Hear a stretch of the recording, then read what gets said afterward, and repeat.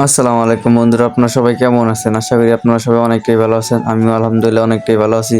তো ঘুরতে ঘুরতে চলে এলাম সিলেট চায় বাগানে।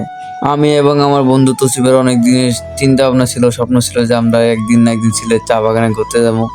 এই করে আমাদের অনেক দিন লস হয়ে গেছে, আমরা করতে যেতে পারি নাই, নানান কারণে নানান সমস্যা করতে যেতে পারি নাই। তো আমরা চিন্তা ভাবনা করলাম যে একটা ট্যুর দিয়েই নাইলে তসিফের সামনে আবার পরীক্ষা। তো যেই ভাবা সেই কাজ, আমরা আস্তে আস্তে উঠতেছি পাহাড়ের উপরে, কিন্তু পাহাড়টা ভাই এত উঁচা ছিল যে কতক্ষণ পর পর আমি খালি জুতা স্লিপ করে নিচে পড়ে যেতে লাই।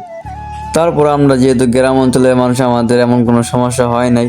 আমরা উঠতে উঠতে পুরো উঠেই গেলাম। তো ওঠার পর যে দেখলাম আমরা যে পাহাড়ের উপর উঠছি এর থেকে অনেক বিশাল বিশাল পাহাড় আছে। আর আমরা এই জায়গায় ওইটা অনেকটাই খুশি হয়ে গেছি। আমি তো খুশিতে আত্মহারা হয়ে গেছি। আমি আমার হাতের গিম্বল দিয়ে আমি ভিডিও করা শুরু করছি। আর তসিবও ওর মন মতো কিছু ছবি উঠাইতেছে। ও কইতেছে, মামা তোর ভিডিও করা শেষ হলে আমার একটু দিস, আমি কটা ছবি তুলবো। আমি কাছে ঠিক আছে তুই নিস, আগে আমি আমার কিছু ভিউ উঠাই নেই। আর এখন দুপুরের সময়, তারপর মোটামুটি ভালোই রোদ আসিল, কিন্তু রোদেরতে আমাদের কোনো সমস্যা হয়নি, কারণ রোদের সময় অনেকটাই বাতাস ছিল, যেহেতু পাহাড়ের উপরে ছিলাম আমরা।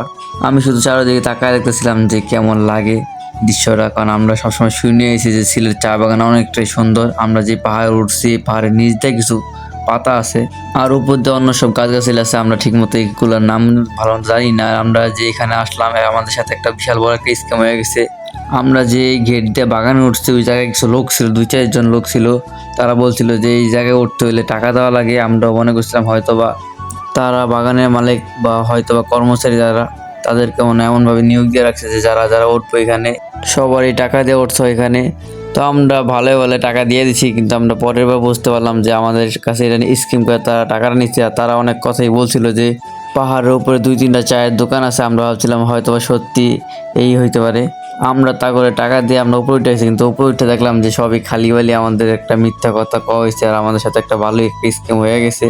তো আমরা আর কিছু ভাবি না, যেহেতু আমরা এত সুন্দর একটা দৃশ্য উপভোগ করতেছিলাম, তাই আমরা আর ওই টাকা কোনো চিন্তা করি নাই। তো আমরা উপরে যে সুন্দর সুন্দর ভিউগুলো আসলে ওই ভিউগুলো দেখতেছিলাম।